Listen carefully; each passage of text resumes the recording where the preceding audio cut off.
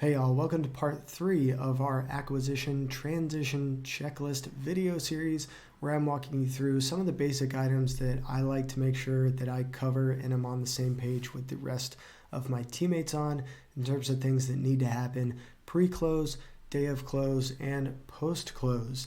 And today we are focusing on those post-close action items and the things that should be happening immediately after day of close. So let me jump into my screen here and we'll get started.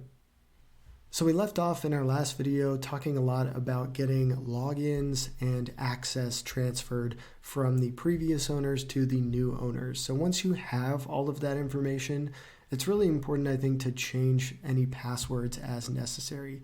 So this may not be applicable in all cases. Let's say that you're acquiring a bunch of employees, you don't just want to go changing passwords on them and then them struggling to log in and do their daily work.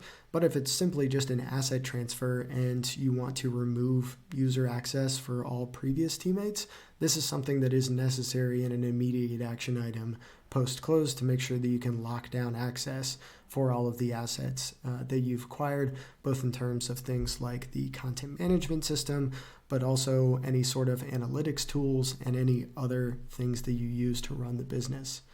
I also am going to remove any unnecessary users from all those accounts. If there's any sort of old consultants that they've used that you don't plan on using anymore, any employees that you've parted ways with, those are a critical part of just making sure, again, that you lock down access for anything and everything that helps run the business. You also want to make sure that you're changing billing info for all your paid subscriptions. So switching over their credit cards over to your credit cards if you are using the same logins and accounts for all of those tools, and making sure that, again, you're switching those over to all of the payment methods that you use. And then on the flip side, for revenue, changing banking information in affiliate networks and any other revenue streams, and making sure that that is depositing into your company's bank account and not the previous owners.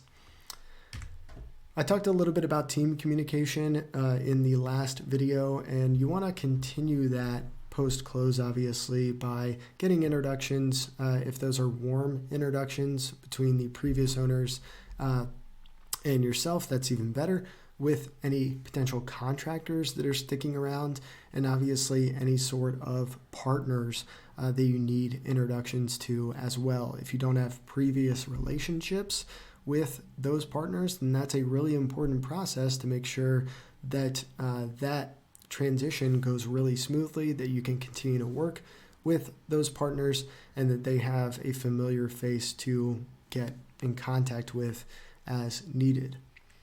Additionally, if you have any retained employees, starting the one-on-one process with those retained employees is really important to make sure that you're setting expectations with them and that you're going over what their roles and responsibilities are, if there's been any changes to those. And even if there hasn't been any changes to those, reiterating that in that first one-on-one setting is really important, because they're going to have a lot of questions. There's going to be a lot of uncertainty, I think, swirling around their heads on what their role is, how they fit in, and just what to do in this brand new organization that they just got thrown into. So I'll have more videos on team planning, team communication, and really how to handle that in the future, so stay tuned for those.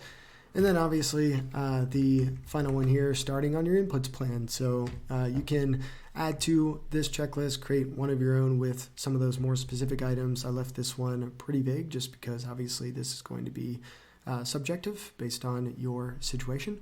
But let me know if you have any questions on this simple checklist for immediate action items post-close, and I will see you in the next video.